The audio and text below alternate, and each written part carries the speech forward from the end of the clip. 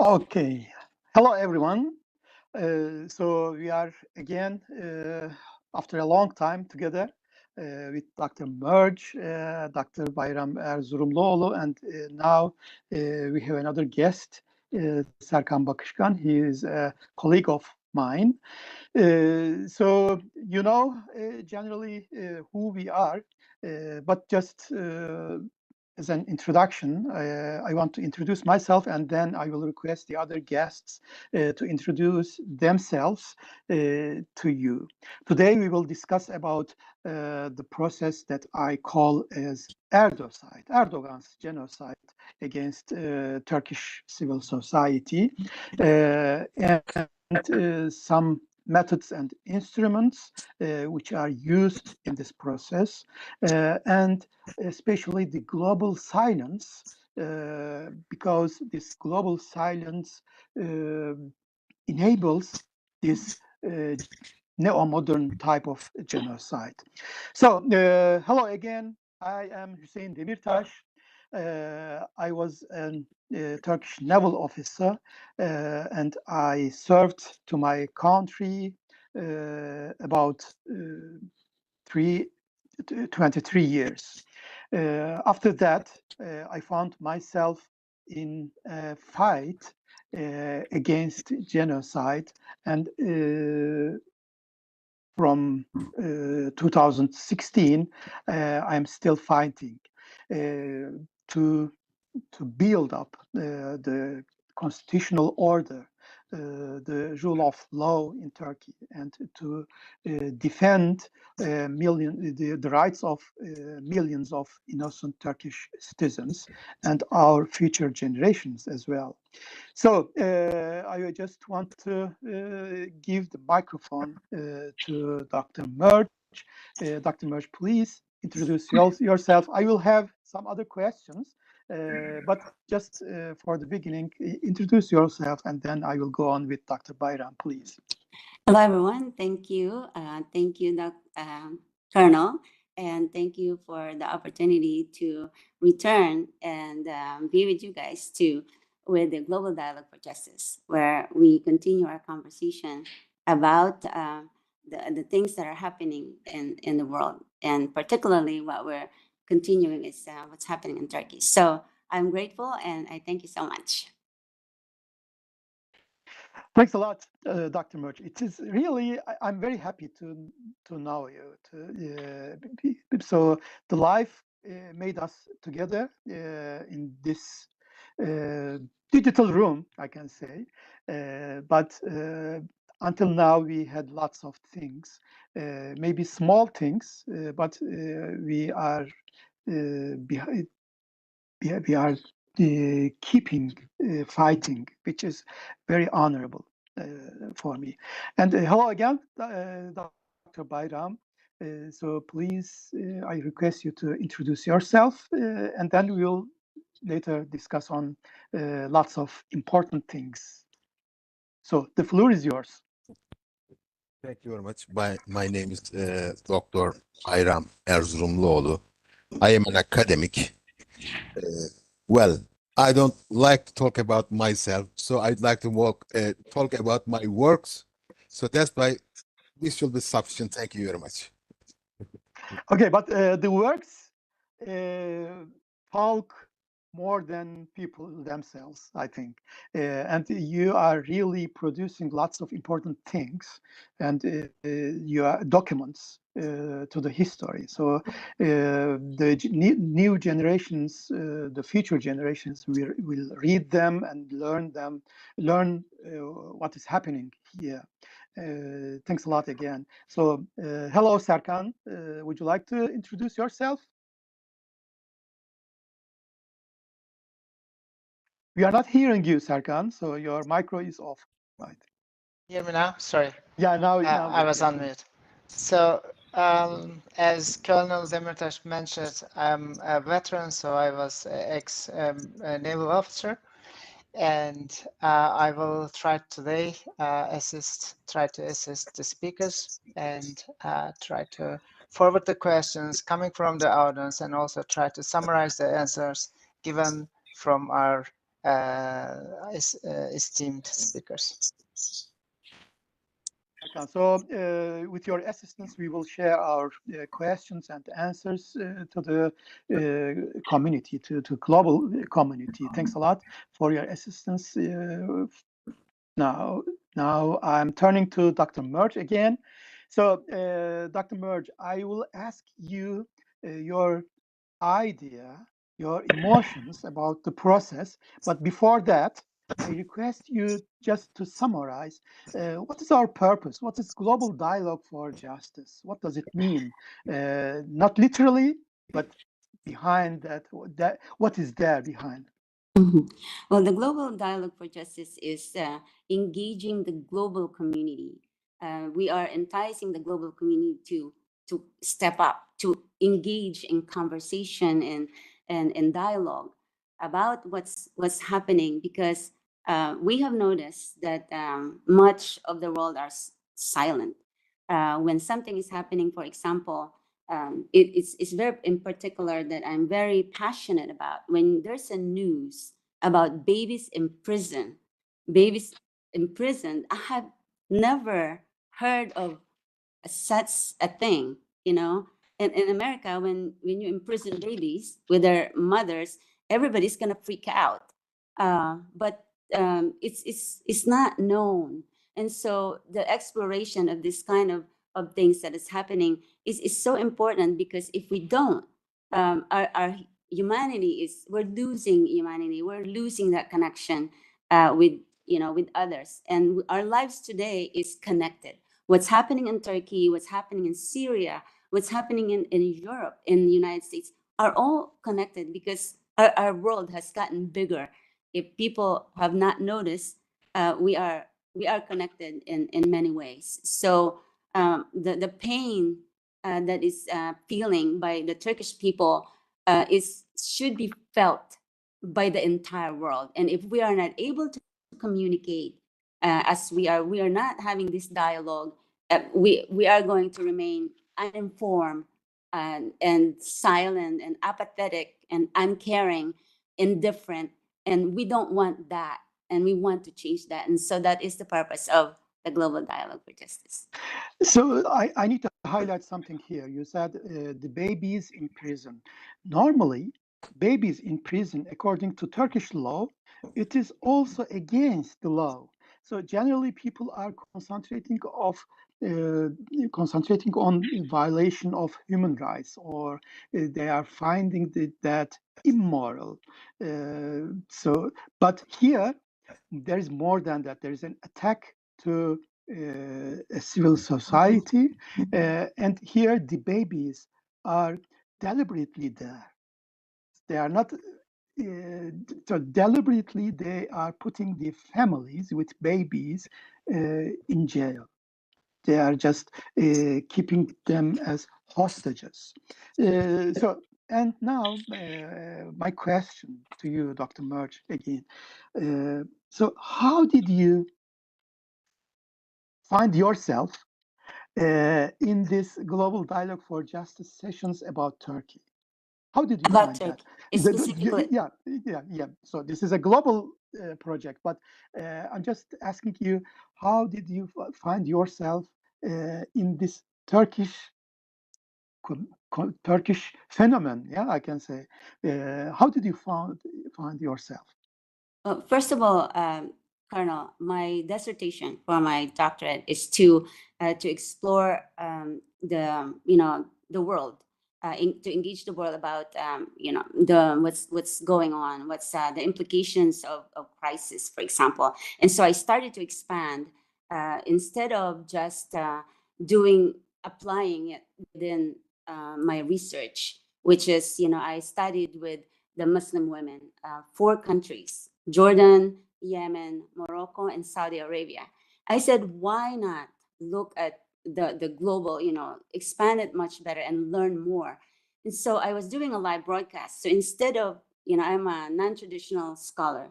So instead of writing books or writing scholarly articles, what I started doing is to do live broadcasts, to do YouTube, because I know that it's changing. the way we learn in this day and age is different. People are visual educators, so are supposed to be changing as the world changed. And so that's what I was trying to do. And on July before July 15, it's a couple months before that, in my live broadcast, a police from Istanbul PD joined my live broadcast and started to talk to me and started to introduce Turkey and that. And then on July 15, I received the some videos at the bridge. I was terrified. I didn't know. I was so terrified. I didn't know what's going on. So my curiosity, after that, I was touched, Colonel. I was moved, and not just as a person. I just like changed. I was like in a hurry to learn about what's going on in Turkey, and I never stopped. And I went to Turkey. I made the decision. I'm going to Turkey, and I did. And I met that policeman from that. He actually became a victim of the decree law. He was fired from his job, and so I met with him in person.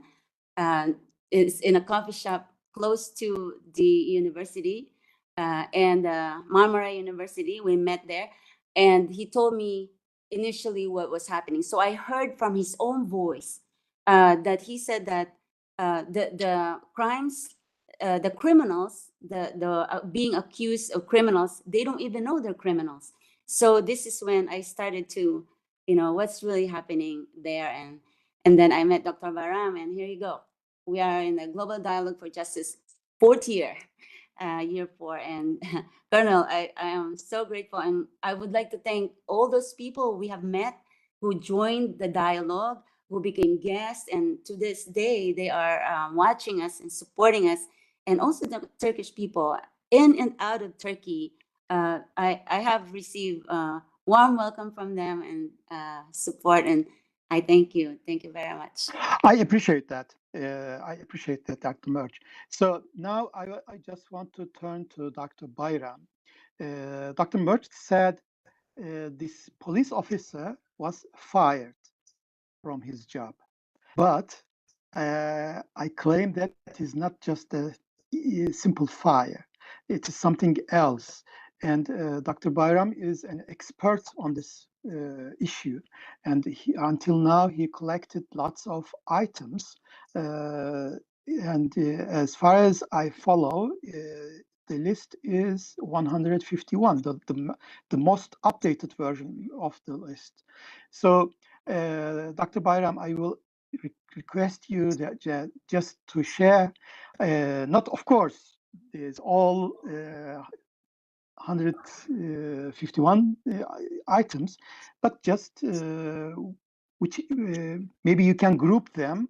And before that, I will just highlight something. Dr. Merge also fought against criminality in her own country before, yeah? So after Dr. Bayram, I will just want to listen to you, your story about this, and maybe there are some common things with the processes, the process in Turkey and the process in your homeland. So, Dr. Bayram, so the floor is yours, please. Thank you very much. Based on the data I collected from victim evidence, basically, from the victims or all other witnesses, what I concluded that basically, this is my scientific opinion. All events on the 15th of July,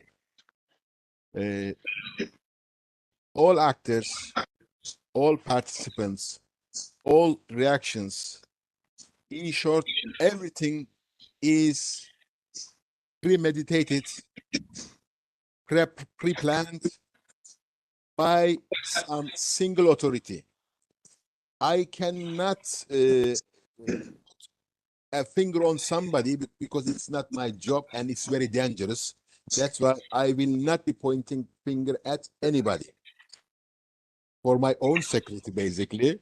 So I will not be fingering at anybody.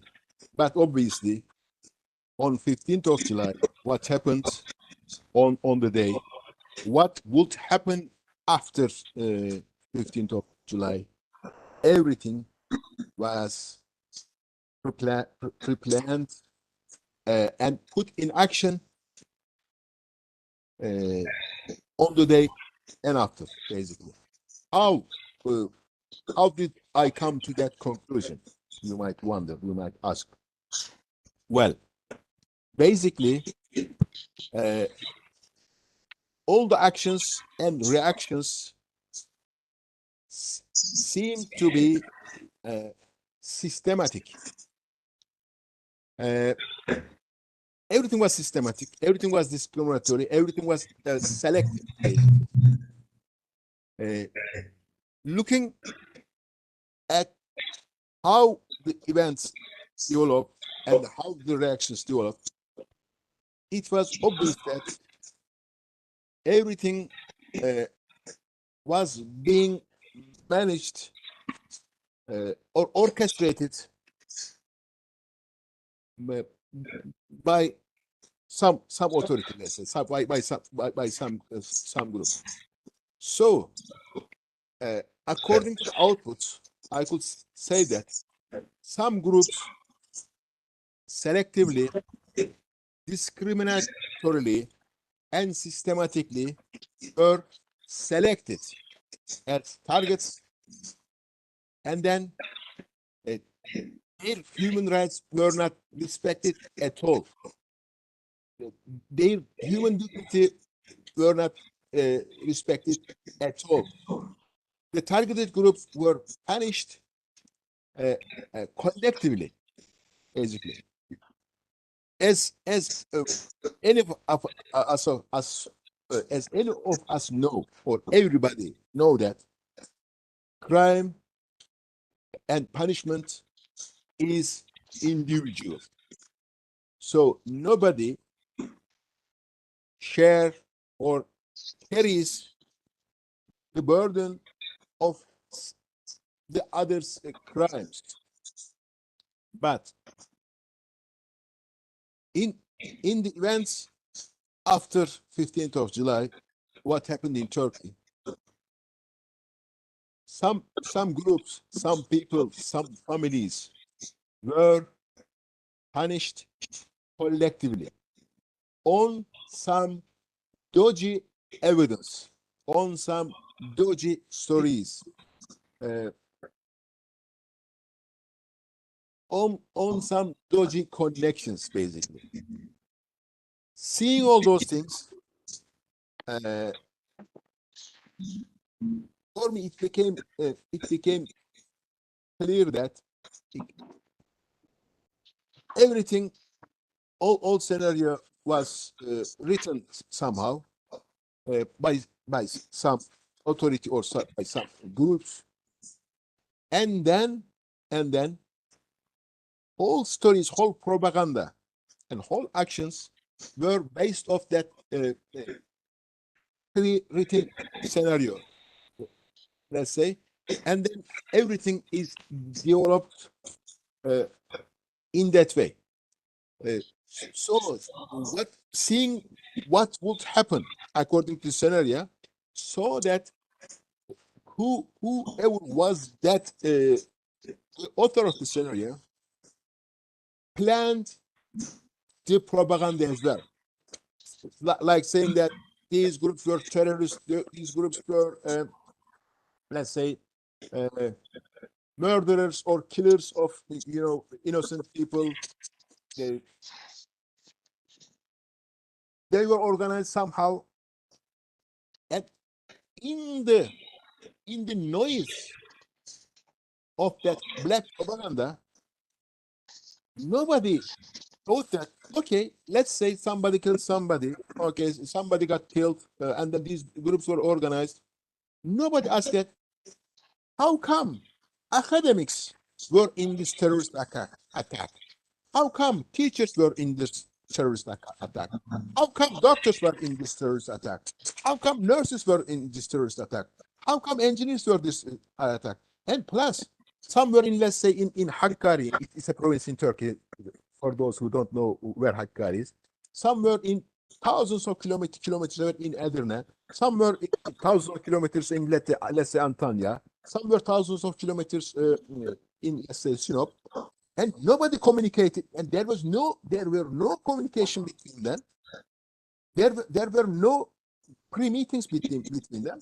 But somehow, as if some sort of I don't know, some sort of order came from heaven, somewhere, somewhere from the sky. Those people lost their minds and started to do some criminal things. But in fact, that didn't happen anyway.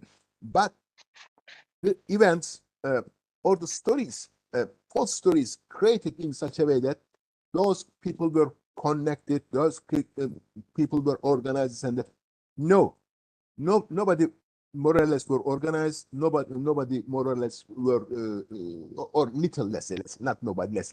Little people were organized. Little people were connected. Little people communicated. Little number of people communicated among them, but the situation was reflected in a way that, as if thousands, hundreds of thousands of people were acting in an organized way.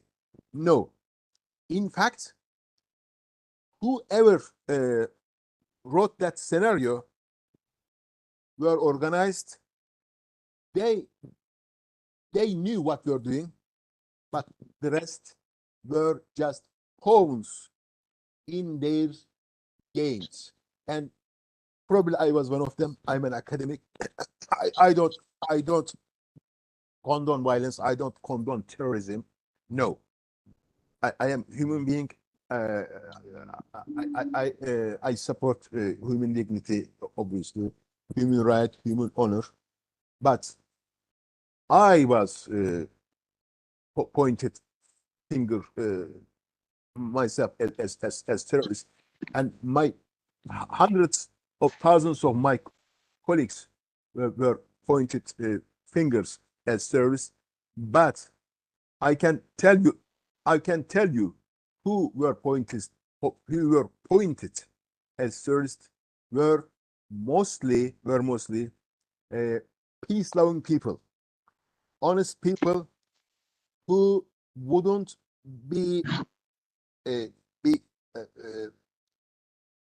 used in the games of those organized actors.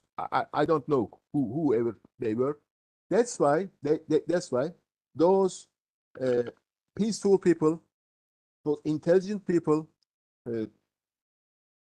those let's say skilled people were eliminated from the country, from the state, from life, so that those whoever wrote that scenario, let's say criminal organization, could run their games freely, and they were able to do it.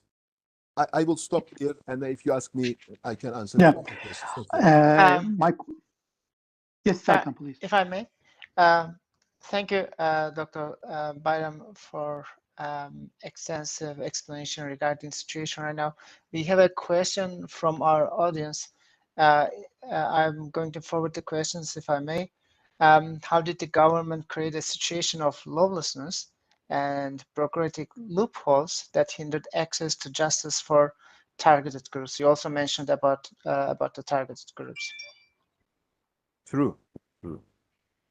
Well, basically they did through these emergency decrees, but I call them as arbitrary decrees, because in fact none of them were addressing some emergencies in the country. they were arbitrary decrees by the criminal group, whoever they were, who organized this 15th of July scenario, and then what the reaction to that scenario, basically. Well, at this I can count you 4 or 5 arbitrary decrees plus some laws that protect the criminals who attacked innocent civilians, who attacked whomever the organization pointed a finger to.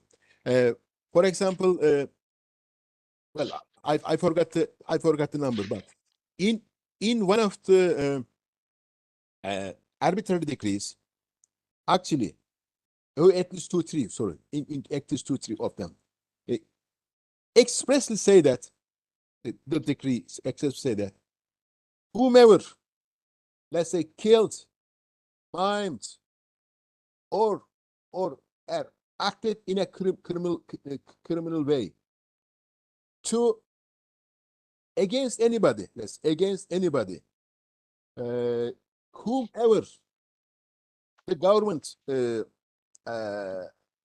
names or labels as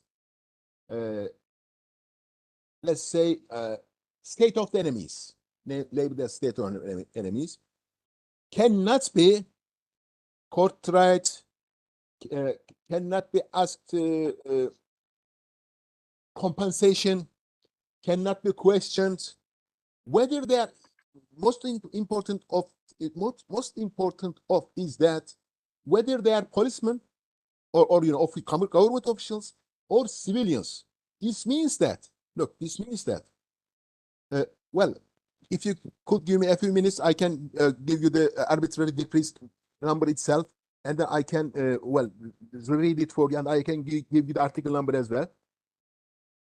The most outrageous part of was that even civilians could kill anybody, anyone that the government labeled as state of enemy, enemy of the state, sorry, enemy of the state, so that any civilian or any official were protected from the scrutiny of the law, and that arbitrary decree is still valid today. Don't you ever think that they are gone? No, they are still valid today, and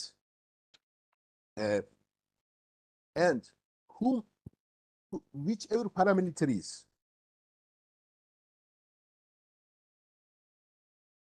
or whichever use that can kill anybody, can maim anybody, and then can claim that nobody can court try them, nobody can question them, nobody can ask for compensation because the law is still there. I will talk just this much, and then if you could give me a few minutes, I could give you the exact number and exact article number of those arbitrary degrees, basically. Thank you very much. So while you are finding them, maybe 677 or something like that, maybe. But Dr. Bayram told always can. But these are all realized.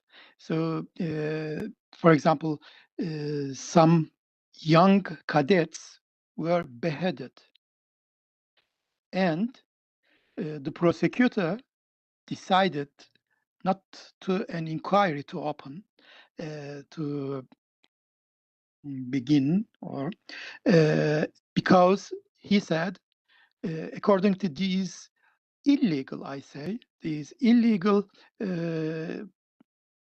KHK, its Turkish name is KHK, and I call this as a KHK regime. these decrees, according to these decrees, these killers cannot be counted responsible. Cannot be accepted responsible. There is no responsibility, which is also against the Turkish constitutional order. In Turkish constitution, it says nobody has any imminency about these kind of murders. So, but the question was about the government. I need to highlight that the government itself is not the only responsible institution, or the people in government. They are not the only responsible people. The bureaucracy, the complete bureaucracy is responsible, because these prosecutors, the judges, the courts, the executive element of the state, they are not imminent. They are responsible for everything, and their responsibilities are bigger than the government itself. So, and maybe instead of AKP government, we can use this bureaucracy maybe. Normally, personally, I use genocide organization. It's a genocide organization. But here maybe we can say, for example, bureaucracy, or Erdogan's bureaucracy, or Erdoganism maybe. So I prefer to do that. If I Is may, there another question? Yeah. Please. yeah. Another question is actually related to the answer that you have given. Is this a crime against humanity, or is it a genocide? You have an exertion. It's a big discussion. So there is no discussion if it is crimes against humanity. There is no discussion on this. The discussion can be done if it is a genocide, the crime of genocide, or not. And according to Turkish criminal law, the difference between them, the respond to crimes of genocide, it is lifetime imprisonment. But for crimes against humanity, basically it's 20 years, which means a lifetime, because most of the bureaucracy, they are more than 50 years old. The only difference is the lifetime imprisonment or 20 years. But there are some murders, and because of these murders, the perpetrators will be judged to also lifetime imprisonment. So there is no discussion between if it is a crimes against humanity or genocide. Crimes against humanity is very clear, but the expert, the subject matter expert, I can say, is Dr. Bayram. So what do you say about that, Dr. Bayram? Is it a genocide crime or only crimes against humanity? Okay. Basically, I'm trying to find that arbitrary degree. But I can tell you that what constitutes genocide depends on some criteria, obviously. And on this matter, there is a person called Gregory Stanton. He laid some criteria on this matter and named it as 10 stages of genocide. Okay, and then I compared what happened to arbitrary decree victims and their families and their I know extended families, social circle, this and that. To Gregory Stanton's 10 stages of genocide. And it is in my actual report. It is in Turkish. It's not in English yet. Will be translated to English shortly. I expressly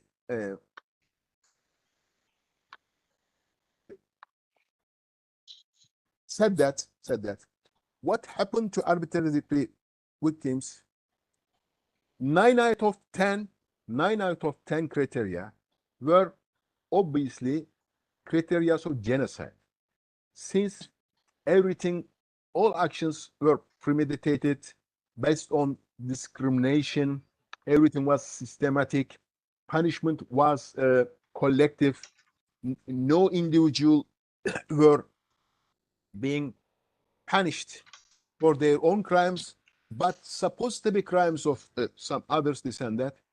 Oh, that's them. My phone. Sorry. Thinking all those things, 9 out of 10 criteria perfectly fitted Gregory Stanton's stages of genocide, let's say, template.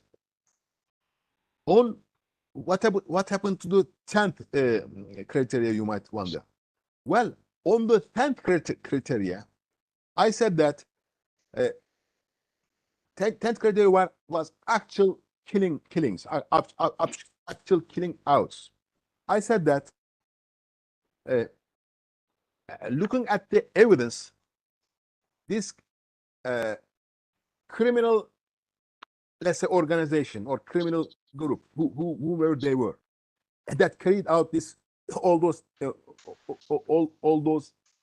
genocidal actions, took some lessons from genocide of the Jews in Germany. Let's say took some lessons from the genocide of Rwandans, Hutus and Tutsis. I don't know who were who, but genocide in Rwanda. They took some lessons from maybe ISIS, the ISIS terrorist group, Islamic terrorist group. They took some lessons from the genocide, maybe Cambodia, this and that. So they usually used indirect genocidal methods to kill people. And then they were quite successful in reaching to their targets, basically. And my findings come to conclusion that death among the arbitrary decree victims and the families were maybe 4 or 5 times of the Turkish general average. Suicides among the arbitrary decree victims were 30, 40 times, depending on the criteria, maybe 100 times. Well, I explained the details in the report anyway, were over national average.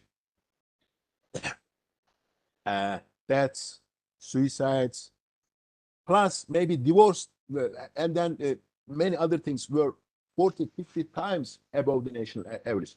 And these couldn't be coincidence, basically. So for something to be coincidental,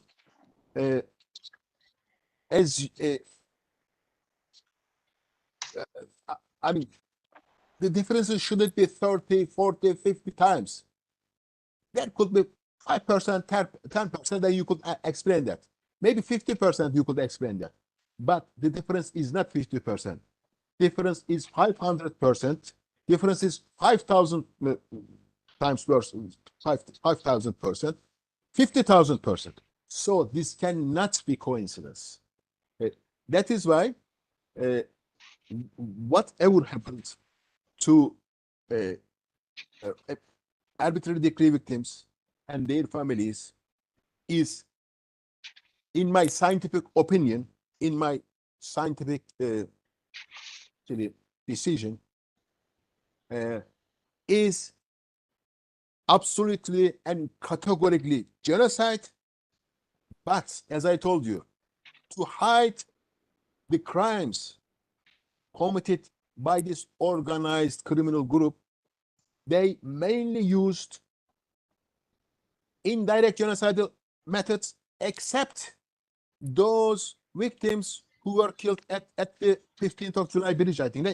Bosphorus Bridge, let's say. It was Bosphorus Bridge, like that young cadet you just mentioned. And then I remember from some of your programs, Colonel Demirtaş, that civilians were being targeted by some paramilitary groups, and then probably by some paramilitary groups, and then crimes of paramilitary groups were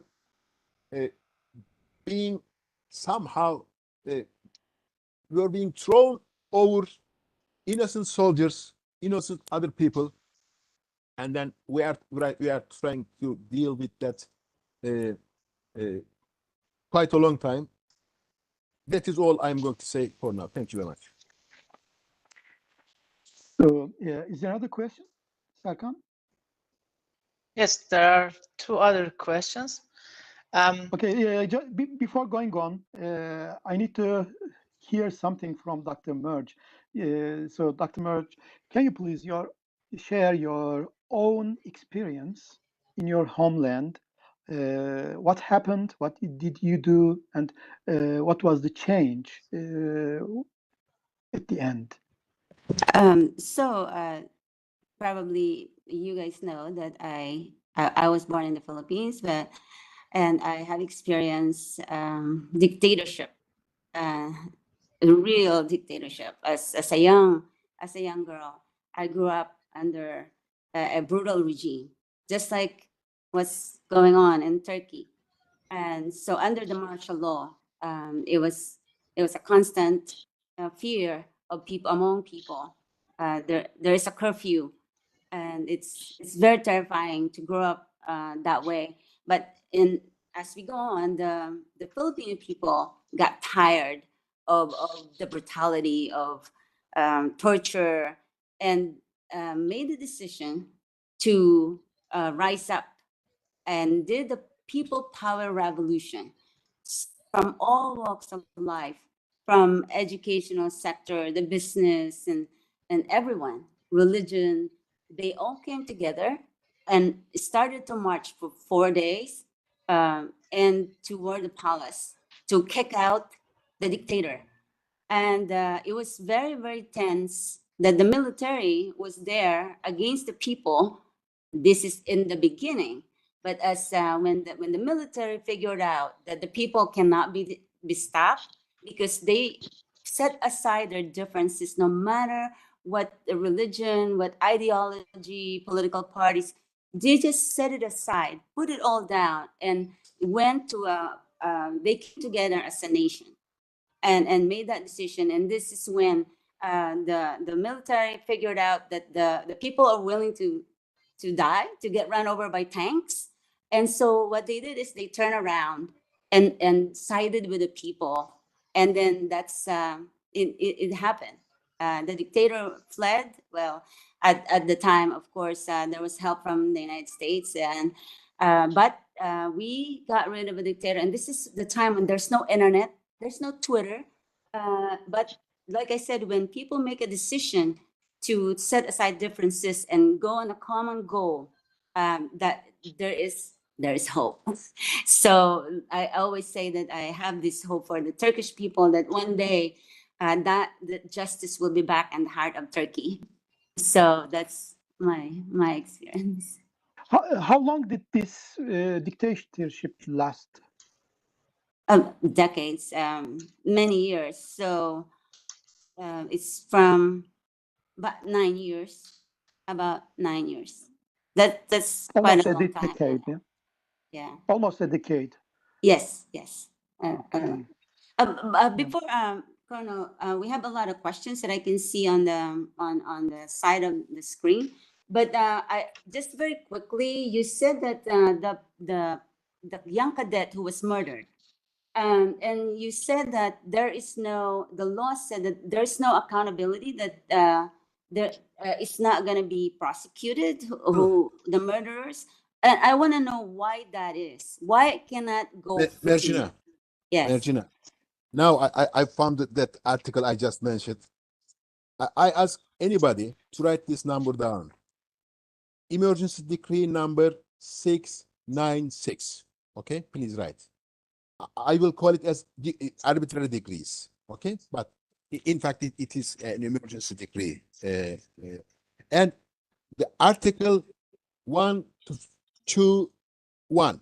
Okay, so emergency decree number 696, and the article on that decree 121. And I'm going to translate it into English, okay? According to Article 121 of Emergency Decree 696, expressly say that anyone who attack protesting groups, I mean protesting group against the regime, okay?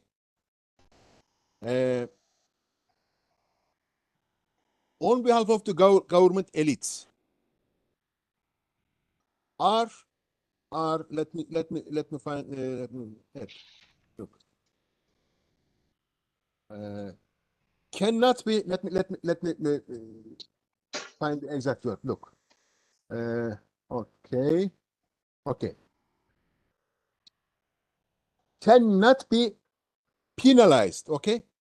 They are not responsible for their actions. Whether they kill someone, I gave you the article number, so you can check whether I'm lying or telling the truth, okay?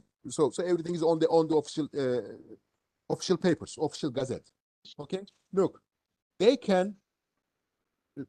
are not responsible for their actions, whether they kill or maim anybody. They cannot be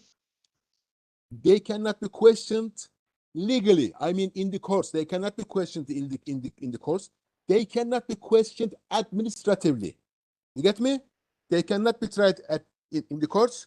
They cannot be questioned administratively.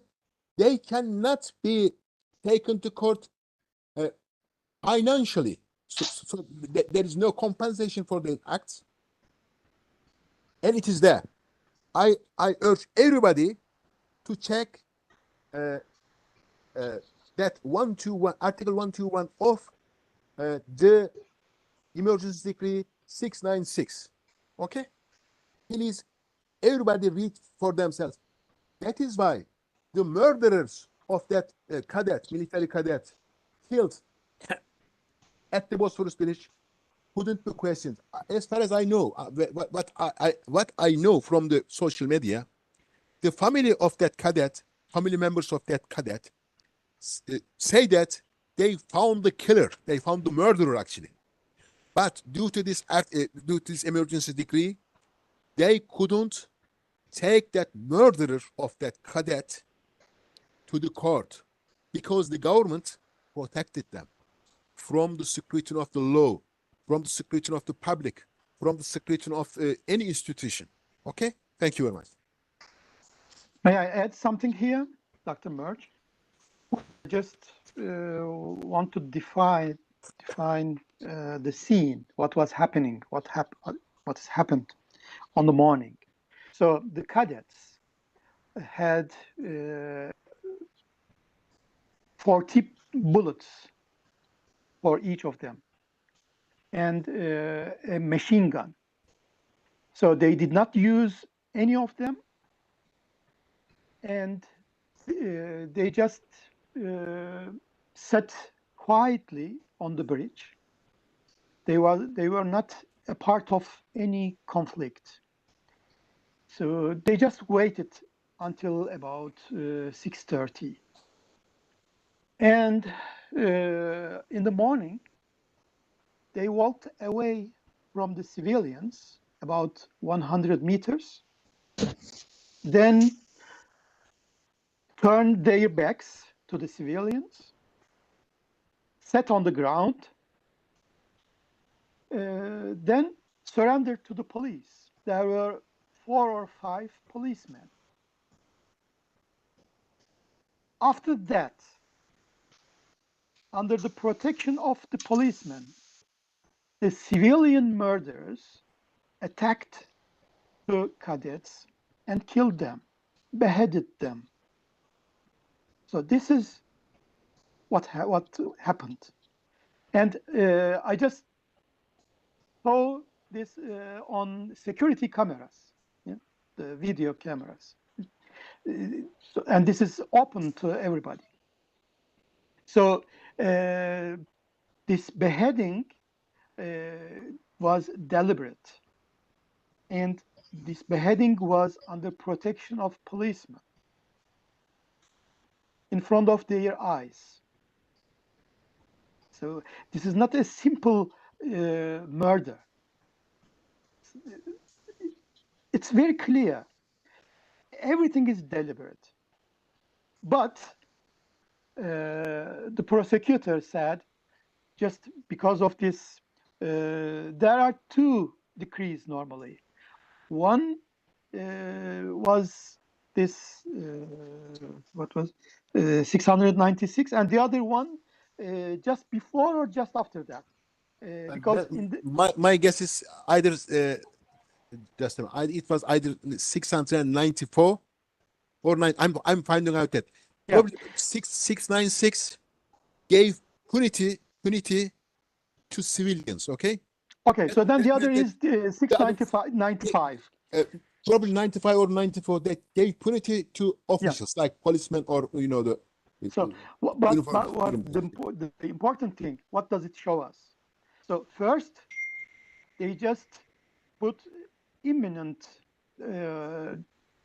They just brought imminency for the officials. Then they saw that this was not enough to protect the civilian murderers.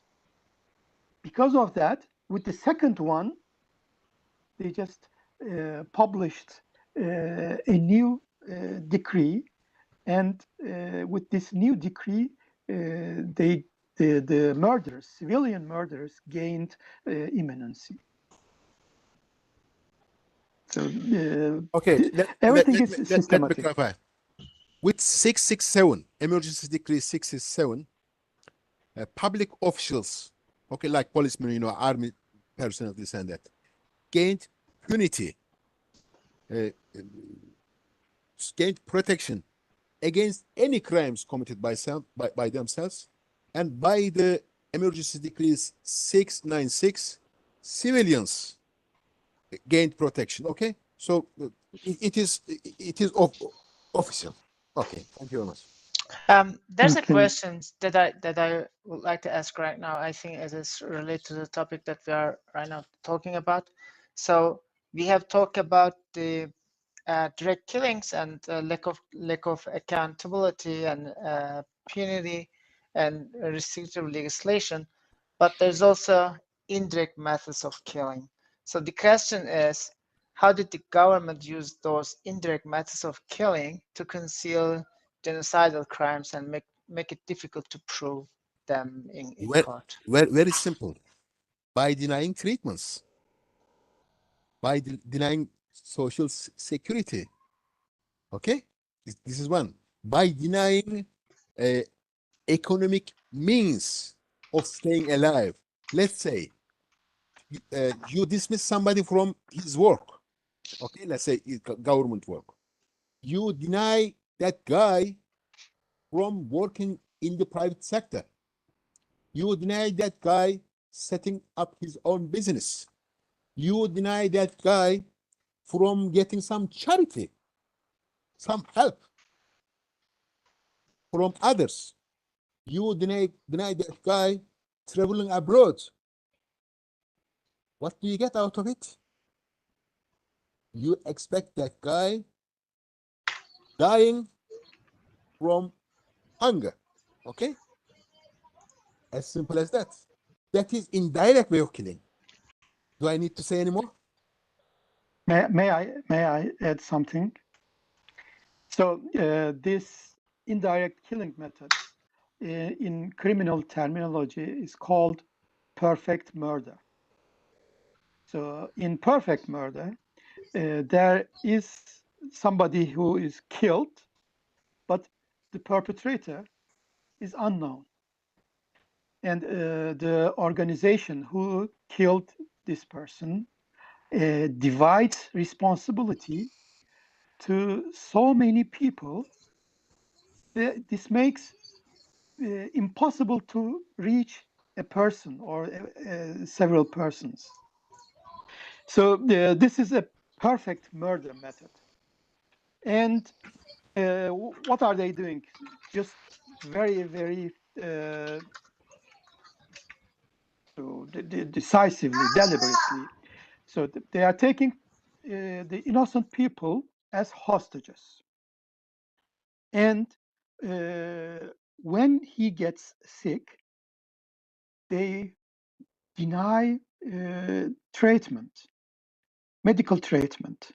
And this person, for example, when he is cancer, then till the 4th grade, they keep this person in jail.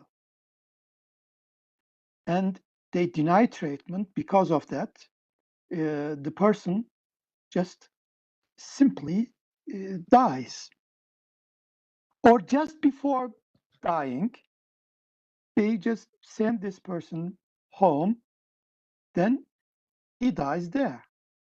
So this is the systematic. And with this systematic, about 100 people were killed.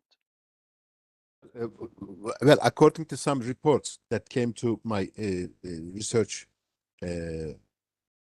data, basically, some victims, some mothers, some fathers, claim that their treatment of their children were cut in half.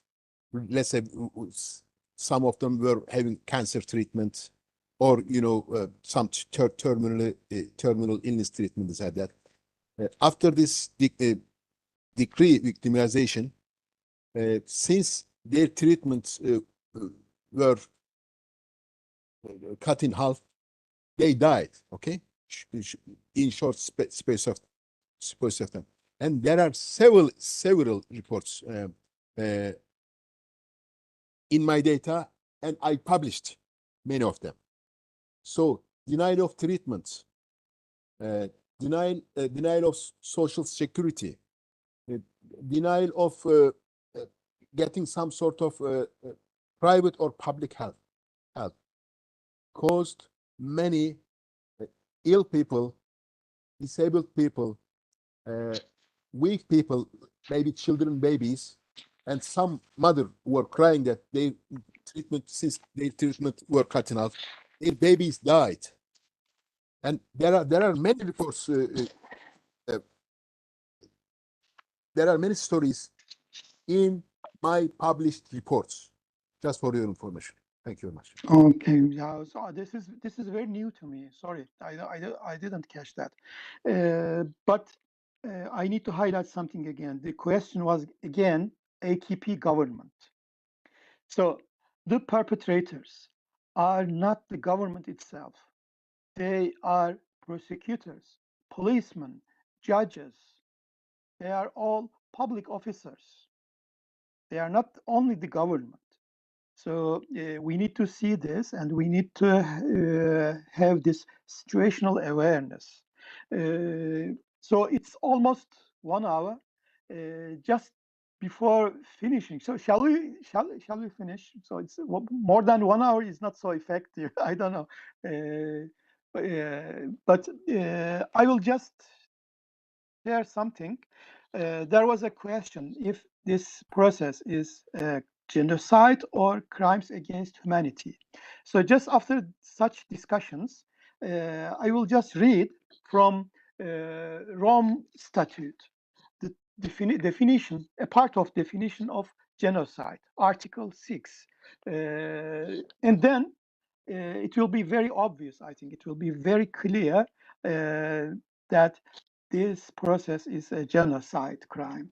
So it says, for the purpose of this statute, genocide means any of the following acts, blah, blah, blah. And item C, it says, deliberately inflicting on the group conditions of life calculated to bring about its physical destruction in whole or in part. Again, deliberately inflicting on the group conditions of life, calculated to bring about its physical destruction in whole or in part. So this denial of treatments, it's just exactly evidence of this. So they are taking innocent people as hostages, keeping them in jail, denying their treatment. So they are changing their conditions of life. And what will be the consequence? Extermination of this person, physical destruction of this person. So this is just a very, very clear example of or evidence of genocide. Yeah. There is no other explanation of this. Crimes against humanity, it is not enough for this crime. It's very, very clear.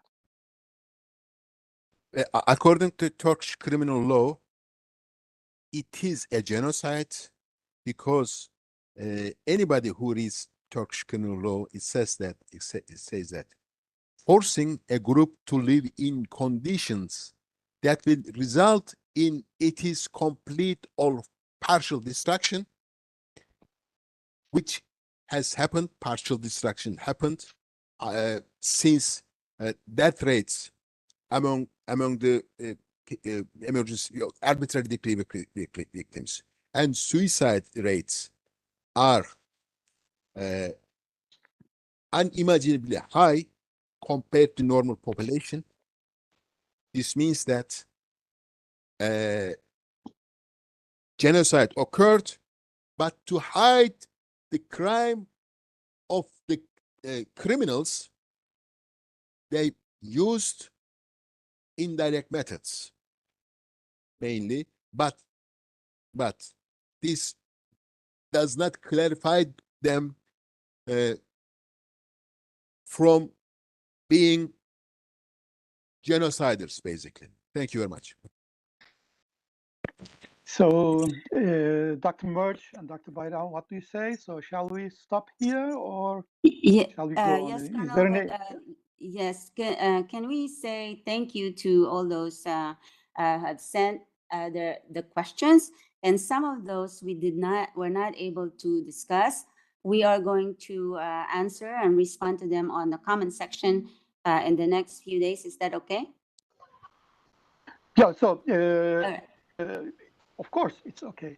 But Yeah. maybe as conclusion, as our last words, maybe we can share something, and then I will close this session. So, Dr. Bayram, what would you like to say as last words?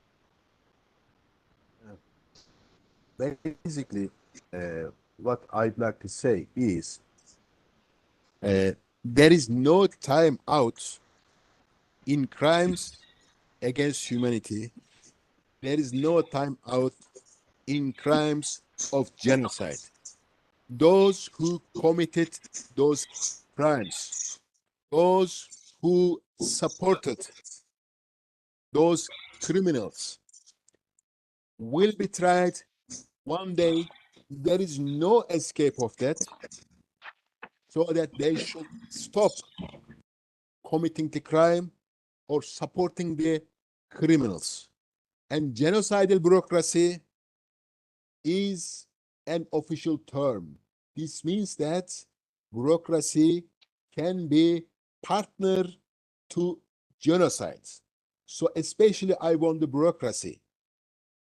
They shouldn't get burned for the for illegal, illicit aims of others. Thank you very much. Hi, thank you very much, Dr. Bayram. And Dr. Merge, what would you like to say as closing remarks? Yes, I would like to invite all of you to the finale of the Global Dialogue for Justice, which is gonna take place on July 15 at the same time, 2000 hours in Istanbul and 1900 hours in Berlin and 1300 in New York City. So this is going to be a very important day. It is a very important day for the Turkish people who's fighting for justice. And we are going to continue our conversation. And Colonel, you said that we want to find solution. We want to find out, how to help, how member of the global community can help the situation, those people who are suffering. So we are not done yet. We're going to continue, even if we do the global dialogue for justice all year round. And the global community must step up, and they must hear the voices of those people who are calling for justice. What is the European Union doing? What is the European Courts of Human Rights doing? All these things you have to continue. And so thank you very much for the opportunity to have this forum. And I hope to see you on the 15th. Thank you. Thanks a lot, Dr. Merge and Dr. Bayram, for your cooperation and very valuable remarks. And thanks a lot for your assistance, Serkan. And also behind the scene, there is another hero of us, Kurt. So thanks a lot for, about that. So as closing remark, I need to highlight something. There is very sadly, there's a very sadly silence, is global silence, and also the victims are silent as well. And this silence gives more energy to the perpetrators, I can say, to this genocidal bureaucracy. We need to say we are refusing to stay silent. Thanks a lot, and see you then on 15th of July.